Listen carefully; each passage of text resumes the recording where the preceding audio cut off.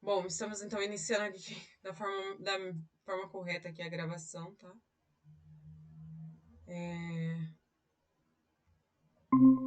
Bem-vindas as meninas que entraram aí agora.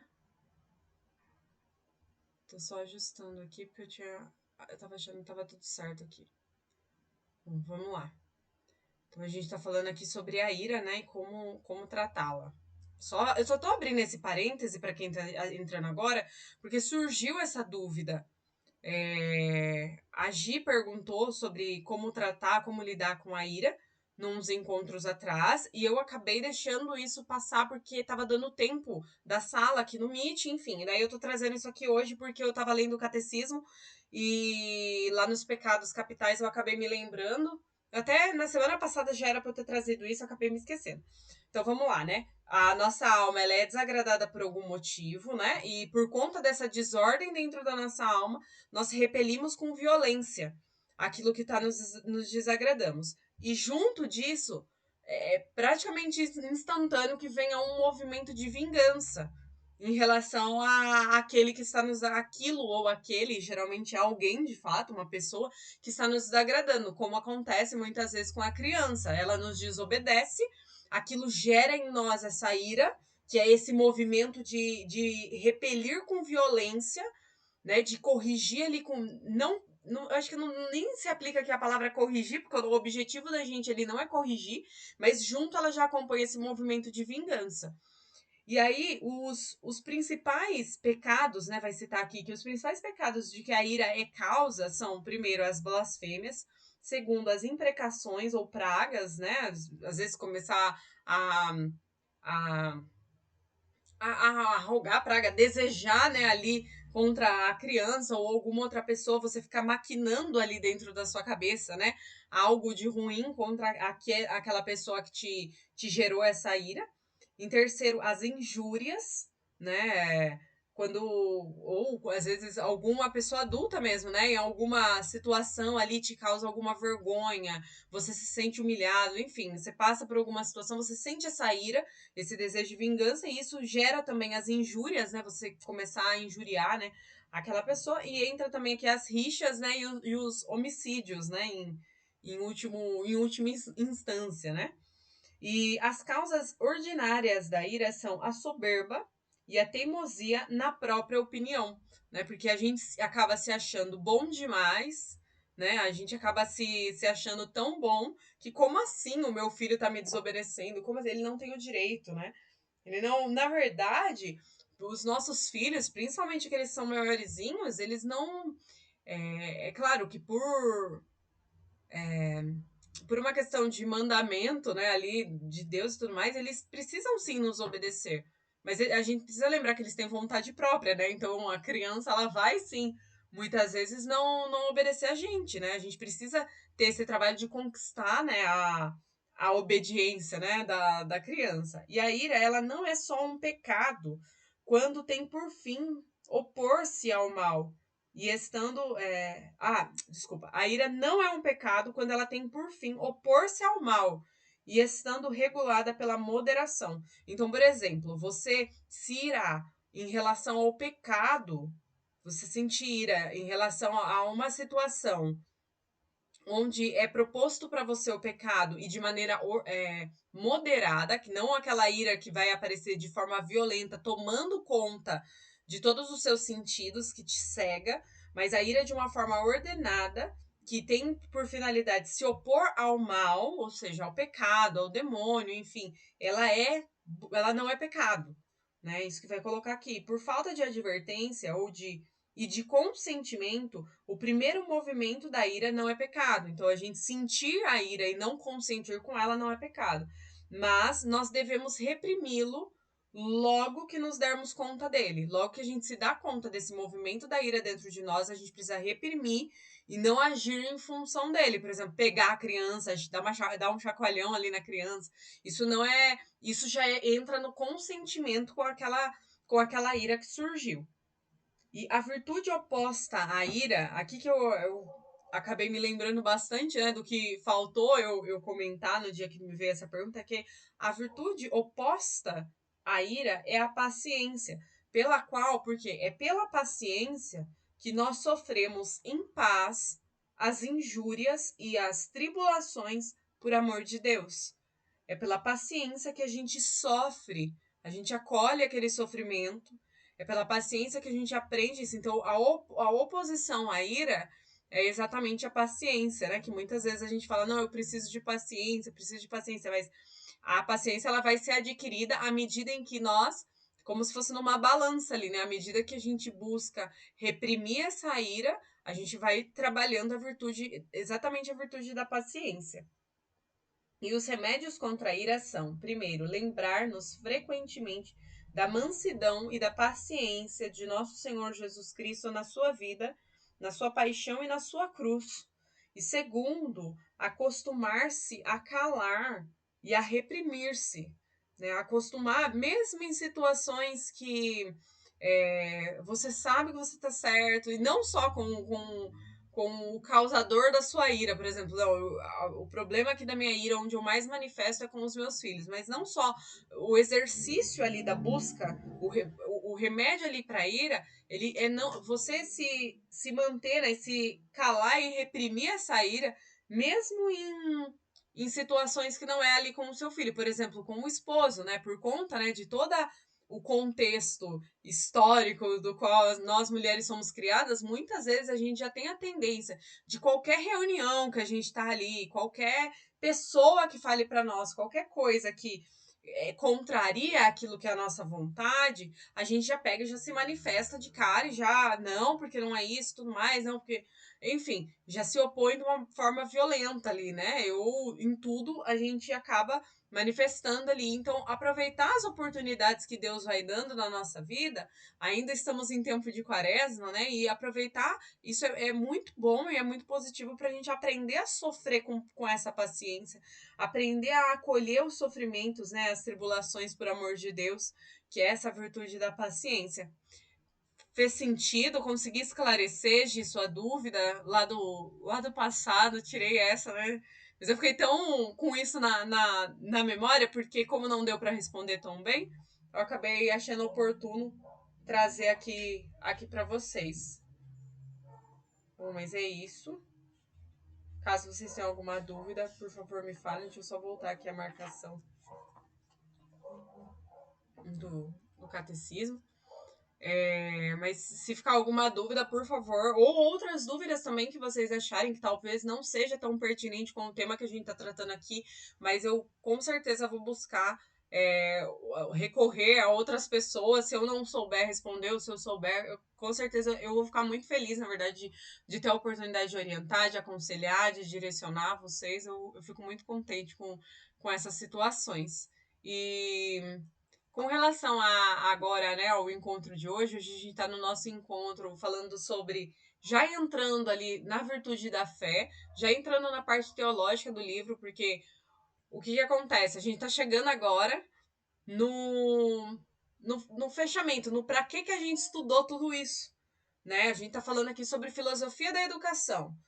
Por que a gente, qual tem que ser a finalidade da educação de uma criança? A gente passou por isso. Falamos sobre todo o histórico, né, toda a vida, a biografia ali, né, breve, de maneira breve, de Santo Tomás. E a gente passou ali no segundo capítulo falando sobre a felicidade, né, que é o que tem que ser o fim último da nossa vida, da vida do homem, e que nós não podemos separar o fim último do homem do fim último da educação do homem. Aí a gente passou por toda a filosofia grega para entender né, todos esses pressupostos filosóficos que fundamentam, né, a educação, o que os gregos, o que Aristóteles, Platão, ali no livro vai trazer de uma forma mais detalhada, né, mais Pitágoras, o que eles puderam contribuir, né, com toda essa questão dessa busca pela contemplação da verdade, que é aí que está a finalidade do homem, né, e a felicidade. E aí o que acontece? A gente passou por tudo isso, mas para quê, né? Para agora a gente chegar. Desculpa, eu cliquei aqui no. Pessoa com dificuldade aqui com tecnologia. Vamos. E o que acontece? A gente viu todo esse contexto, todo o panorama da contemplação que é ensinada pelos filósofos. A partir do momento que a gente vê a finalidade da educação precisa ser a finalidade da vida do homem. A finalidade da vida do homem está na felicidade, na busca pela felicidade. E a felicidade do homem está na contemplação da verdade. E aí a gente entrou ali nos filósofos gregos e vimos todo esse panorama de como acontece a contemplação ensinada pelos filósofos gregos. Mas, o que acontece? Nas Sagradas Escrituras, né, na ciência sagrada, na teologia, a gente encontra descrito um outro modo de contemplação, além daquele que já foi exposto pelos filósofos gregos, que é mais elevado e para o qual, né, a contemplação dos filósofos serve como preparação, como uma forma de preparação. Então, quando a gente entra no campo do sobrenatural, o primeiro fundamento, ele é a fé. Porque, só para abrir aqui um parêntese, né, antes de seguir aqui o meu roteiro. Aqui a gente não fala assim que tudo que a gente aprendeu sobre a contemplação grega, diante da contemplação das sagradas, daquilo que é sagrado, da ciência sagrada, da contemplação do próprio Deus, não é descartado o que a gente aprende na filosofia grega. Aliás, lá no capítulo, né, sobre os pressupostos filosóficos, vai dizer que, assim como os profetas tiveram, né, toda a revelação, e Deus quis preparar os hebreus, né, dessa maneira, com os profetas, Deus quis também preparar o povo pagão para a chegada do Messias, para a chegada de Jesus Cristo, de uma outra forma, né? E o autor vai dizer que a filosofia, né, a busca pela verdade, a sede pela verdade que os filósofos tinham, nada mais era do que uma inspiração divina no coração deles para que eles buscassem a verdade, que é o próprio Deus. Então, o coração daqueles filósofos gregos foi preparado para a chegada do Cristo, né, que não foi o próprio Jesus. Jesus ele veio e anunciou apenas para os judeus e deu a missão de pregar pelo mundo todo, né, para os apóstolos, né, para quando ele escolhe ali, né, 72 discípulos e tudo mais e envia pelo mundo para pregar por toda a terra e tudo mais, ele dá a missão ali para eles de pregar também para os pagãos. E quando Paulo começa a pregar para o povo, para os gregos, e, enfim, para todos aqueles povos, você percebe que tem uma grande adesão. Você percebe que aquelas pessoas, nossa, elas começam a aderir ao cristianismo de uma maneira muito. É claro, assim, você pode falar, não, mas era São Paulo pregando, mas peraí. Como assim, né? Hoje a gente não vê essa adesão tão grande e a gente tem os santos, né? A gente tem ali um São Padre Pio que fez milagres até dá até para se dizer, né, que as chagas ali, né, de São Padre Pio é algo até superior do que em questão assim visual e tudo mais de milagres do que São Paulo tinha, né? Então, dá para notar que aquele povo pagão, onde foi ali São Paulo pregar, onde outros discípulos foram anunciar, eles já tinham um coração em busca da verdade.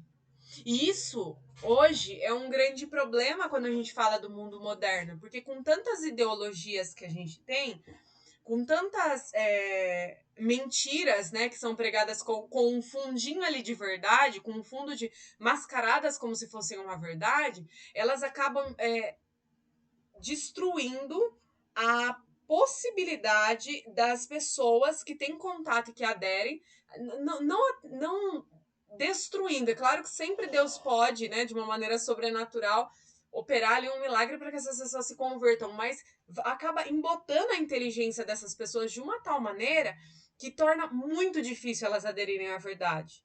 Quando a gente fala lá de um povo grego, a gente está falando de pessoas que estavam buscando a verdade, ainda que não fossem numa perspectiva hebreia, ainda que não fossem numa perspectiva cristã, mas eles estavam abertos em busca da verdade, abertos à contemplação da verdade. Então, existia essa abertura, essa sede de conhecer a verdade. Diferente de hoje, quando a gente olha, né, para nossa geração e para gerações que estão vindo agora.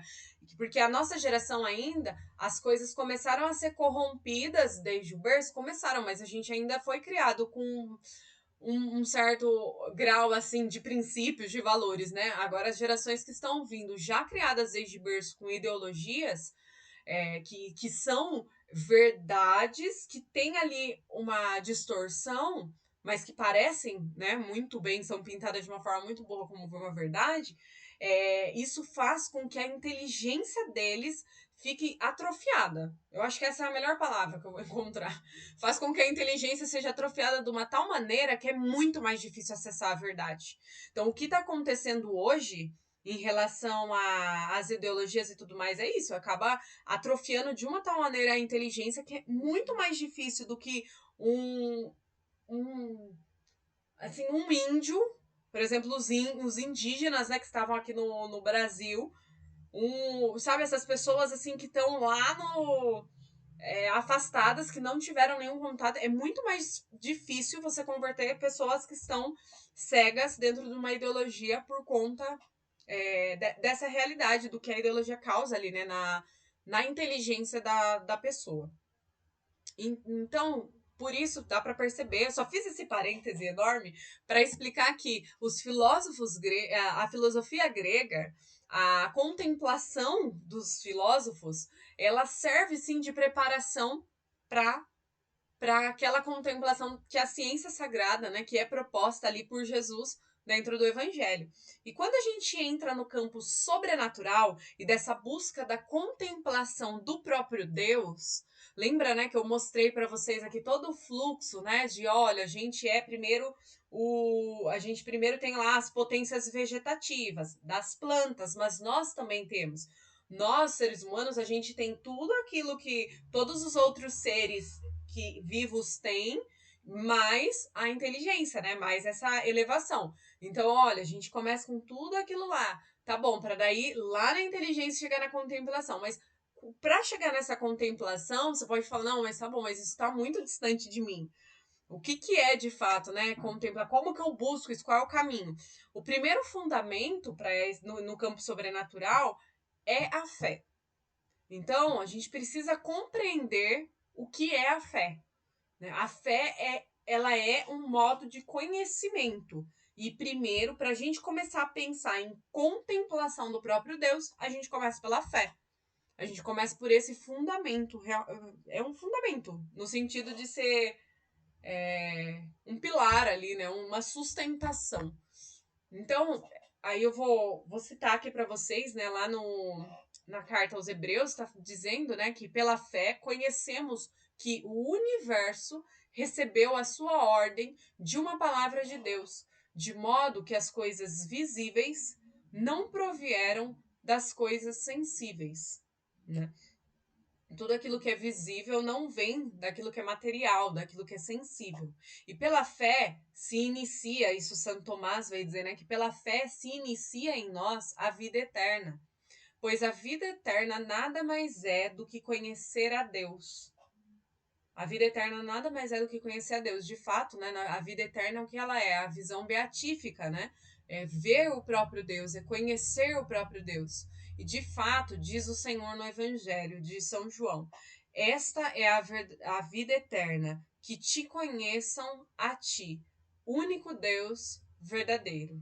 A vida eterna é isso, é conhecer o próprio Deus. Ora, este conhecimento de Deus se inicia em nós pela fé. E como se adere, então, né? Como se assente a essa fé, né? A gente adere, né? Ali, a gente vive de fato ali a fé, assentindo a algo movido pelo próprio objeto conhecido, porque ele é conhecido por si mesmo, como no caso do intelecto, dos princípios das demonstrações, assentindo a algo por meio de outro conhecimento, como ocorre no conhecimento das conclusões, que é o que ocorre nas ciências naturais, nas ciências, na verdade, né? Que através das ciências, né, existe ali toda uma investigação e, e quando se chega ali a uma conclusão, você tem ali um conhecimento. E também, né, assentindo a algo por uma eleição voluntária. Se assente também a fé dessa maneira, né? Por uma eleição voluntária feito, mantendo, todavia, a dúvida e a possibilidade de que a outra parte esteja correta. É o que ocorre na opinião. Você adere ali, né, na opinião, você opina que aquilo ali é correto, que aquilo ali é o bom, mas sem ter a plena certeza de que de fato aquilo ali tá certo. Então, ou também, né, como se assente, né, a algo. Você assente a algo por uma eleição voluntária, de modo certo e sem receio de erro. Aqui está a fé. Nesse caso, né, nesse quarto exemplo, nós temos a fé. A fé é quando nós decidimos por algo, decidimos crer em algo por uma eleição voluntária, ou seja, por uma escolha livre, por uma escolha espontânea ali de crer que aquele modo é certo e sem receio nenhum de que haja algum erro, de que se tem algum erro, né? E a fé, as duas coisas, né, em que maximamente, né, consiste a fé são o mistério de Deus e do Verbo encarnado, né? Santo Tomás ele diz isso, né, que então tá no mistério de Deus e da encarnação, né, de Jesus Cristo, do Verbo. E nisso consiste a vida eterna, né? Ele vai citar aqui de novo que te conheçam a ti, o único e verdadeiro Deus. O que acontece, né? Ali num ato de fé, nada mais é, então, do que a gente olhar ali para o mistério, né, de Deus, porque é de fato um mistério, mas ao olhar esse mistério de uma forma livre e voluntária, eu escolho por crer que aquilo ali é o certo, é o modo certo, sem receio, sem titubear de que a encarnação do Verbo, a encarnação de Cristo, tem algum erro. Eu não titubeio, eu tenho certeza de que é, e isso é a fé, eu tenho certeza de que ainda sendo um mistério, isso é o correto, e não há erro nenhum. E aí Hugo de São Vítor, ele vai dizer que a fé de alguns é grande pelo conhecimento, mas pequena pela constância e firmeza, né? Já de outros é grande pela constância e firmeza e pequena pelo conhecimento, né? Pelo estudo e tudo mais. Outros, finalmente, há em que a fé é grande ou pequena em ambas as coisas, né? Pode ser grande tanto na questão do conhecimento, né, por essa busca pela verdade, porque não, mas Aline, será que eu não posso então crer em Cristo e crendo em Cristo e vivendo pela fé, dessa maneira que você me explicou até aqui, eu não poderia então falar, não, mas para que então que eu vou ter que estudar, né? Voltando lá no que a gente falou sobre o desenvolvimento do como que a gente forma um homem sábio. Primeiro, a gente precisa do cultivo das virtudes no outro cultivo da inteligência. No cultivo da inteligência tem todo o estudo, né, ali da matemática, da ciência, da dialética, enfim. Aí você poderia falar para mim. Ah. Você poderia falar para mim, não, mas para que então que eu vou ter que estudar tudo isso e desenvolver o intelecto se eu já tenho a fé? Né? Se eu já creio, né, que no mistério de Deus, já creio no mistério da encarnação, de maneira firme, eu sei que isso é certo, né, que é certo que isso é real, mas para que então eu preciso estudar? Mas por quê? Porque é muito mais elevado, né, quando a gente busca esse nível de contemplação acima, né? Porque nós somos seres, lembrando lá na gradação dos seres, nós somos seres muito mais elevados do que os outros. E por que nós somos muito mais elevados, ser humano? Por conta do desenvolvimento da inteligência. A nossa alma, né, ali, o nosso maior desenvolvimento, ele está na inteligência. Está nesse desenvolvimento da inteligência. Então, isso favorece com que a gente possa aumentar a nossa fé também. Então, nós podemos ter uma fé maior. O ideal, segundo aqui o Hudson Wieder, é que nós tenhamos uma fé tão grande no conhecimento quanto na constância e na firmeza. E aí em Mateus, né, vai dizer que a fé é como um grão de mostarda, né, que todo mundo deve conhecer essa passagem, e é na verdade a menor de todas as sementes, mas crescendo é a maior de todas as hortaliças e faz-se árvore, de modo que as aves do céu vêm pousar em seus ramos. Então, a nossa fé ela precisa ser assim, ela precisa crescer, né? Não pode ser como se fosse um organismo, se a gente pensar aqui no perspectiva assim, de um organismo vivo, né? Ela precisa se desenvolver e crescer, né? Ela não pode estagnar, né? E a fé ela precisa ser firme, né? Lá em Marcos vai dizer que em verdade eu vos digo, se alguém disser a este monte, ergue-te e lança-te ao mar, e não hesitar no próprio coração, mas acreditar que aconteça o que diz, isso lhe será feito.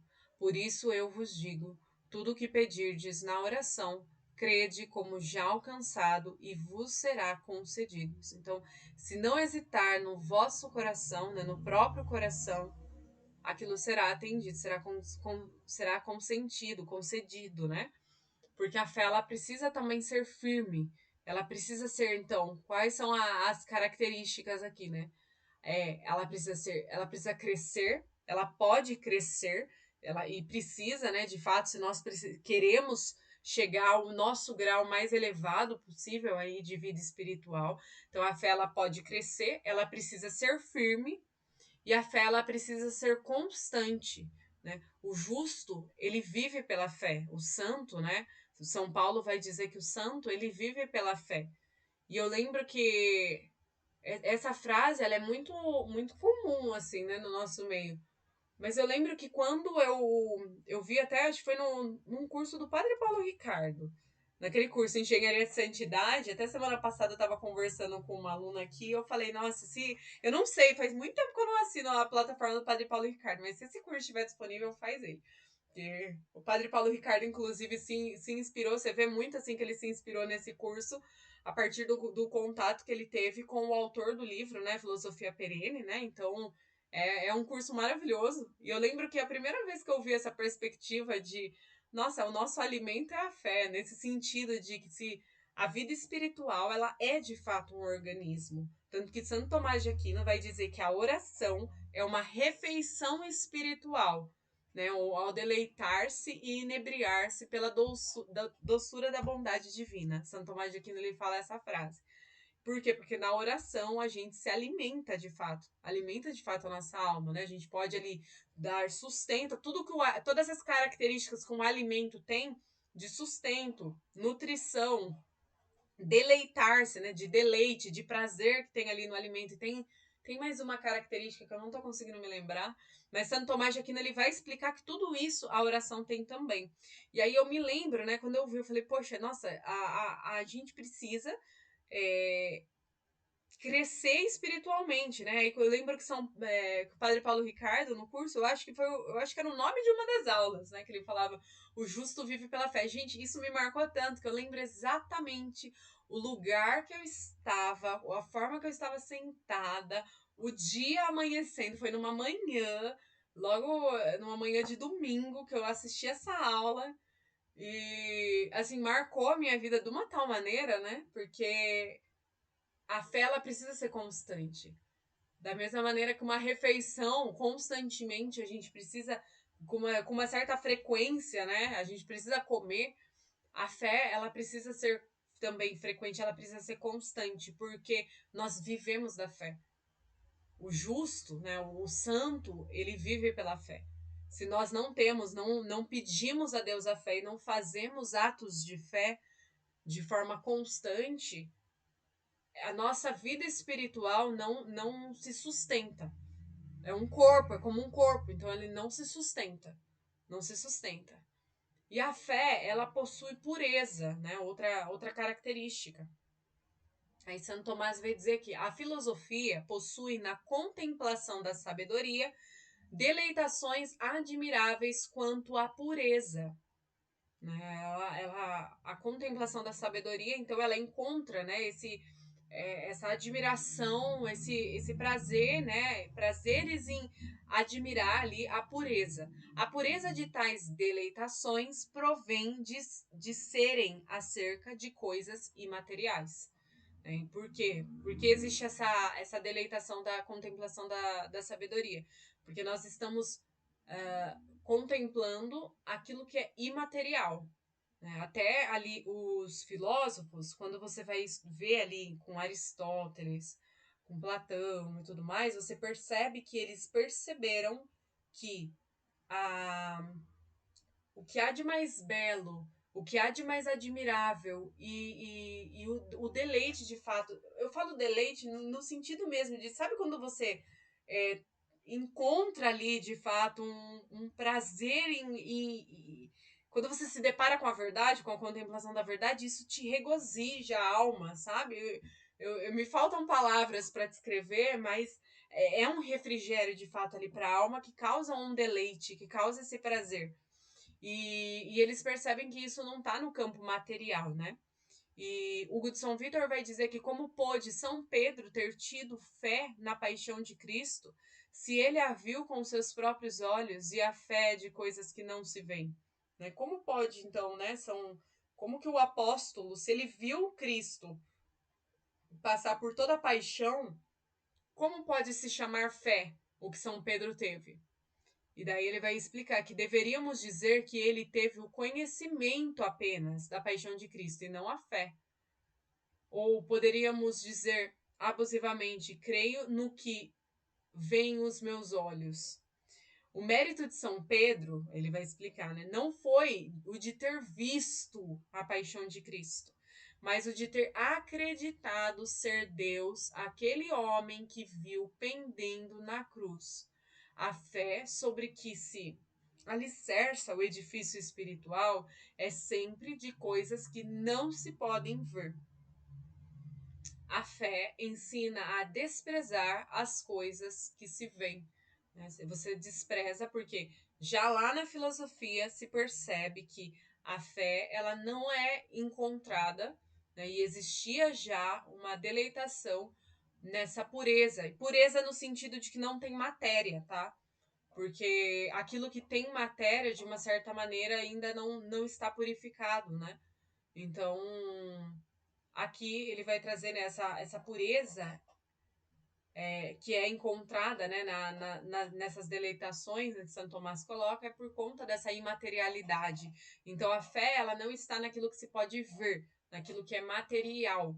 O que é material nós podemos ver, o que é imaterial não, né? Então o mérito está em crer naquilo que nós não vemos. E a espiritualidade ela se desenvolve pelo crescimento da fé.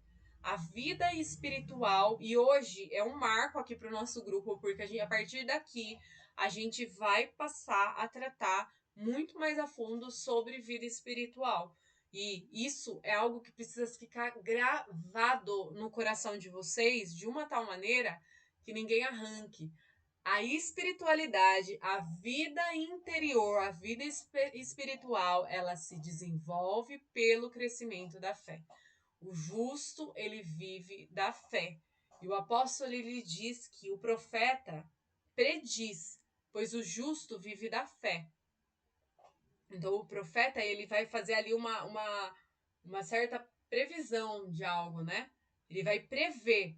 O profeta, ele vive em função de algo que ele já está fazendo uma previsão, entende? Ele já sabe previamente, de uma certa maneira, ele caminha num solo que ele já conhece. Né? Claro que tem ali uma parcela de fé, porque ele viu só teve uma visão imaterial, mas o justo, não, ele vive somente pela fé. Ele não teve uma previsão, né, ali de algo. E porque é assim, por ser dessa maneira, nós devemos nos elevar com frequência aos mistérios da nossa fé.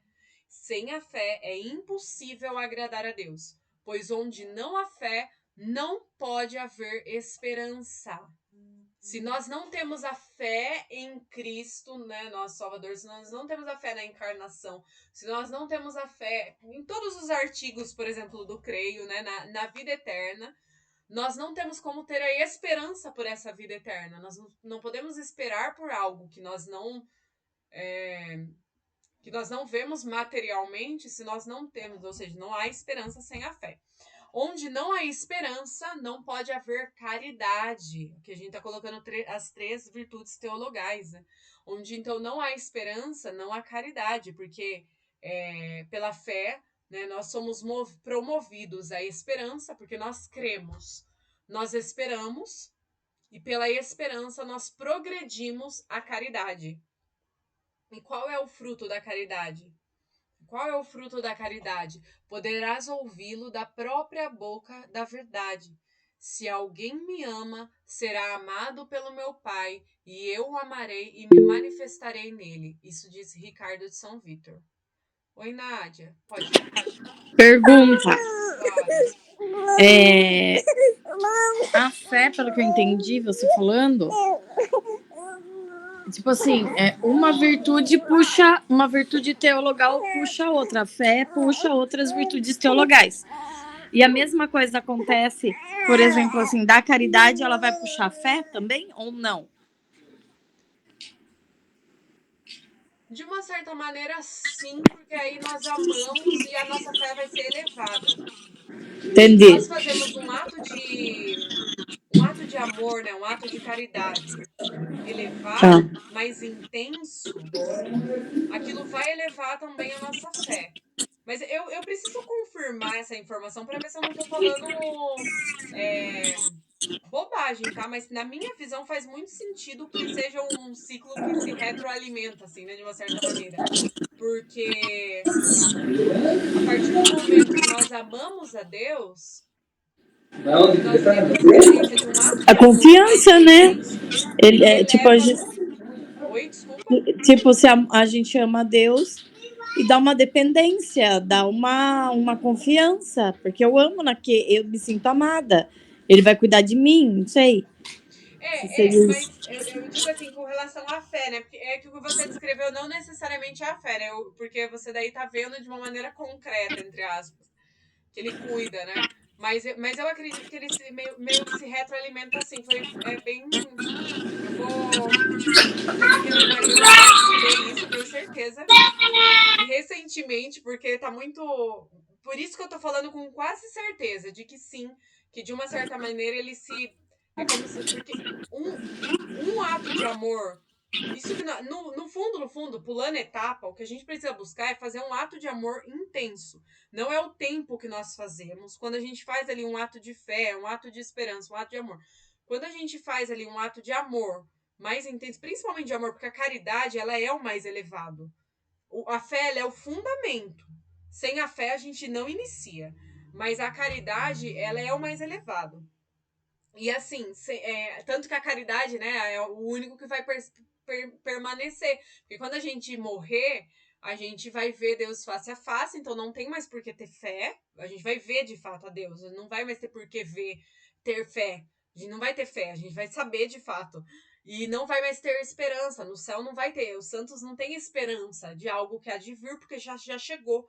Já chegou de fato o momento. Então, a única que vai persistir, né, ali como em Coríntios 13, né, São Paulo fala, né, que a única coisa, né, tudo vai passar, só o amor, né, vai perseverar, porque de fato, né, a caridade ela é o mais elevado.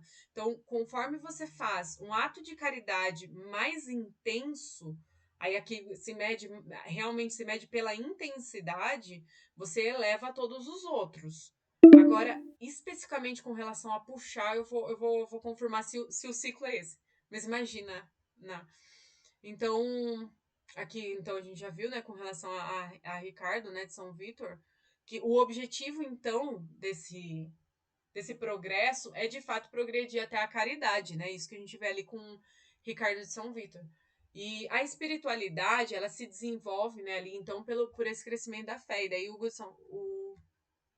Desculpa, outra colocação aqui, né, de Ricardo São Vítor, ele vai colocar que do amor provém a manifestação, da manifestação a contemplação e da contemplação o conhecimento. Então, do amor existe essa manifestação, né? E a partir do momento, como ali, você pode até parar pra pensar, né? A partir do momento que você vive ali um ato intenso de amor, um ato intenso de caridade, existe uma manifestação de Deus no seu interior, até como a Nádia colocou, né? Nossa, mas eu tenho ali um contato ali com Deus, e é de fato isso, e a partir dessa manifestação do próprio Deus acontece uma contemplação, você vive ali, né, uma contemplação, e a partir dessa contemplação você conhece de uma forma parcial ainda nessa vida, mas você conhece a Deus. E quão aplicados nos convém ser a fé, né? O quanto é conveniente nos aplicar a fé, da qual procede o fundamento de todo bem e através do qual se alcança o firmamento. Se somos filhos de Sião, levantemos aquela sublime escada da contemplação. Tomemos asas como de águias, pelas quais nos possamos destacar das coisas terrenas e nos levantar às coisas celestes. Pensemos nas coisas do alto, não nas coisas da terra, onde Cristo está assentado à direita do Deus, e para isto, de fato, Cristo nos enviou o seu Espírito para que conduzisse o nosso espírito de tal modo que para onde Cristo ascendeu, com o corpo ascendamos nós pela mente, né? Então é pelo fundamento da fé que nós buscamos essa esperança, e essa esperança nos dá o acesso ali, né? Esse amor que nos acessa a manifestação de Deus, que vai elevar ali a nossa através da contemplação e do conhecimento do próprio Deus, que eleva a nossa mente onde está o próprio Cristo assentado à direita de Deus. É muito... Ricardo São Vitor é muito poético. Os vitorinos, né, eles são maravilhosos nas descrições. E a fé, ela depende da graça. A fé, ela sempre depende da graça. Deve-se colocar uma outra causa interna, Santo Tomás vai dizer, que move interiormente os homens a sentir interiormente as coisas que são da fé. Esta causa não pode ser apenas o livre-arbítrio do homem. Então, há dentro de nós uma tendência de nos inclinarmos àquilo que são as coisas mais elevadas, né? Que foge do nosso livre-arbítrio, da nossa própria escolha. Porque o homem, como homem, assentindo as coisas que são da fé, se eleva sobre a sua natureza, é necessário que isto lhe ocorra por um princípio sobrenatural, movendo-o interiormente, que é Deus.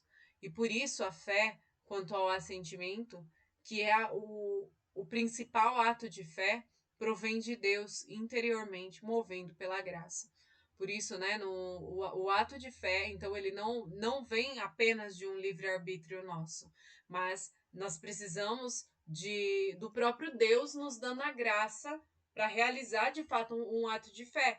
Tanto que muitas vezes nós estamos ali meditando, né, buscando fazer atos de fé, mas quantas vezes você está ali meditando, ou ouvindo uma palestra, ou escutando uma música, e de repente aquilo faz um sentido que faz ali um estalo, sabe? Você fala assim, nossa, é isso. Como eu comentei aqui sobre a frase, né, de São Paulo, que fala que o justo vive pela fé.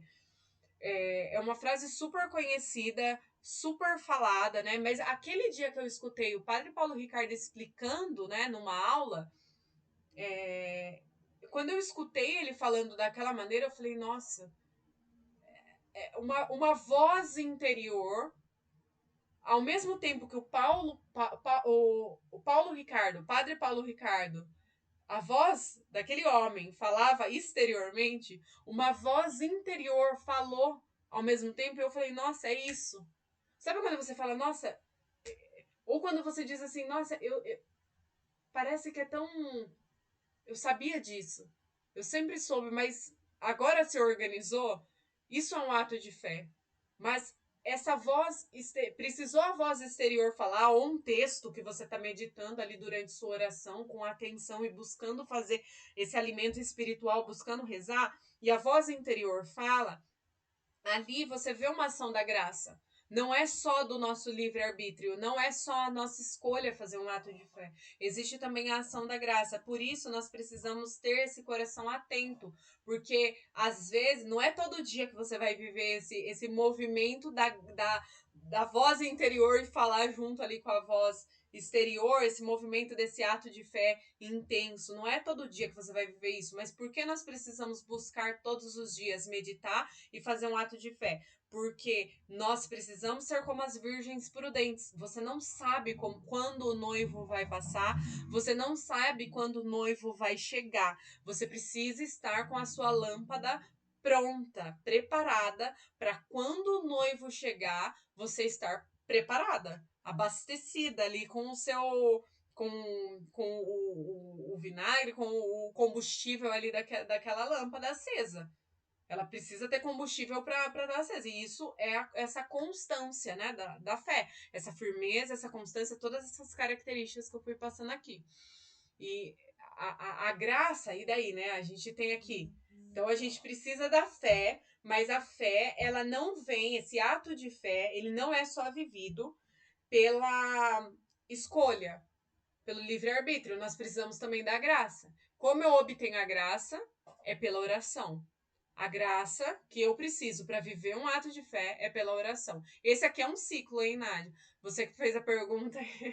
Então, eu preciso viver um bom ato de fé. Como eu busco isso? É fazendo um ato de fé ali da maneira que eu sou capaz de fazer, através da meditação de um texto, através, né, da minha oração, buscando ali meditar, através da minha oração vocal, não fazendo de forma mal feita, mas pensando em cada palavra da Ave Maria, em cada trecho.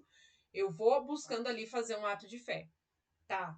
E aí essa busca, né, vai ser melhorada pela graça. E a graça virá através da oração. E daí por isso eu rezo procurando fazer um ato de fé que vai vir através da graça, que se obtém através da oração. Nessas coisas, o Hudson Victor vai dizer que nessas coisas o conselho do homem, sem o auxílio divino, é enfermo e ineficiente. É necessário, portanto, levantar-se à oração e pedir o seu auxílio, sem o qual nenhum bem poderá ser alcançado. Isto é necessário pedir a sua graça, a qual, para que tivesses chegado até aqui para pedi-la. Era ela que já te iluminava. Se você chegou diante de Deus na oração para pedir a graça, não pense que isso foi livre-arbítrio seu, mas já é a própria graça que está te iluminando. Era ela que já te iluminava. E daqui para frente será quem haverá de dirigir os teus passos para o caminho da paz, e de cuja única boa vontade depende que sejas conduzido ao efeito de boa operação. Não serás obrigado por ela, serás ajudado. Existe também a nossa vontade. Deus, ele não age de uma maneira como se a gente fosse só espírito. Nós não somos só espírito, nós não somos só fantoches na mão de Deus, não, mas nós temos ali o nosso livre-arbítrio, né? Então a graça, ela nos ajuda, ela não nos obriga. Se apenas tu operares, nada realizarás. Se apenas Deus operar, nada merecerás. Aquele que corre por esta via busca a vida, né? Você opera, né? Você faz com a sua vontade, você busca, você se esforça a meditar, lembrando lá de Hugo de São Vitor. Eu faço esse movimento da investigação, pego um texto que seja a Ave Maria, né? Eu vou pegar ali a Ave Maria e vou buscar meditar. Eu não vou rezar o terço hoje. Eu vou, ao invés de rezar o terço, eu vou rezar uma Ave Maria. Não sei, né, a prática de oração de vocês, mas eu vou rezar uma Ave Maria pausada a cada, ou eu vou rezar o terço totalmente meditado, né, ali. Eu vou pausar a cada mistério para 5 minutos eu de fato meditar aquele mistério que está sendo falado. Ou eu vou rezar a Ave Maria pausando cada frase, rezar o Pai Nosso pausando cada frase para meditar de fato o que eu tô falando e o que significa cada uma desses versos. Cada um desses versos para... Por quê? Porque com esse esforço seu e pedindo a graça de Deus, ali a gente encontra essa voz interior. Ali a gente encontra o ato de fé. A graça, ela nos convida, então, a saborear essa fé que nós buscamos. Segundo o crescimento da fé, encontramos 3 gêneros de pessoas que creem. Há alguns fiéis que alegam crer apenas pela piedade, os quais, todavia, não compreendem se deve crer ou não pela razão, né, que crê apenas pela piedade, mas não sabe ali, né, mas nestes, apenas a piedade faz eleição, só escolheram pela piedade, né, não ali pela razão. Há outros que aprovam pela razão o que creem pela fé. Nestes, a razão acrescenta a sua aprovação, e outros, finalmente, pela pureza do coração e da consciência, já começam a saborear interiormente aquilo que creem pela fé. Nestes, a pureza da inteligência apreende a certeza. Isso diz Hugo de São Vítor. Deus chama todos à fé o tempo todo. Né? É importante destacar aqui que Deus, ele está o tempo todo dentro de nós, nos chamando à fé. Deus o tempo todo está dentro de nós, falando conosco. E essa voz interior nos chama o tempo todo, né? E nos chama à fé. E aí vai ter, né, aqui uma breve história, né, indo o padre José uma vez por esta praia, se desviou do caminho, sem ocasião. Deixa eu só ver aqui quanto tempo eu tenho aqui, depois. Tem 3 minutos. Tá, então, indo o padre José uma vez por esta praia, se desviou do caminho, sem ocasião alguma, mas como que levado por outrem, e se meteu um pouco pelo mato. Encontrou com um índio velho, assentado ao pé de uma árvore, o qual primeiro armou a prática, dizendo: acaba já de vir, padre, que muito tempo há que aqui te estou aguardando. Perguntou-lhe o padre, estava falando aqui do padre José de Anchieta, tá o José aqui. Perguntou-lhe o padre seu nome, terra e aldeia a qual ele pertencia. Respondeu que sua aldeia estava sobre o mar e outras coisas das quais claramente entendeu que aquele índio não era natural da comarca de São Vicente, nem de toda a costa do Brasil, mas que viera ter ali, trazido por braço mais que humano, da parte do oeste, da contracosta da província do Brasil. Perguntou-lhe mais a que viera e o que era que ele queria, pois estava ali aguardando. Esse índio estava ali aguardando o padre, né, José de Anchieta, mas sem saber que, enfim, ele aguardava por algum motivo, algo moveu ele até ali. E o índio respondeu que vinha ouvir a vida boa, pois esta é a frase dos índios com que significam a lei de Deus e o caminho da salvação. Ele veio ouvir a vida boa. Examinou o padre miudamente a sua vida e achou que não tivera muitas mulheres, que nunca fizera guerra, senão para se defender, pelas quais coisas e outras semelhantes julgou que nunca pecara mortalmente contra a lei natural, e que tinha muito conhecimento natural das coisas e do autor da natureza. Quando o padre lhe ia declarando os principais mistérios da nossa fé, o índio respondia: assim entendia em meu coração, mas não sabia declarar. Algo já falava dentro do coração do índio que o padre José de Anchieta encontrou, né? Algo já falava dentro do coração dele, mas ele não sabia como descrever isso. E quando o José de Anchieta vai dizendo, né, o padre José de Anchieta vai dizendo ali a fé, ele vai dizendo, não, era isso mesmo, né? E finalmente o padre o instruiu bastante e o batizou com água da chuva, que se conservava nas folhas dos cardos, montezinhos, e lhe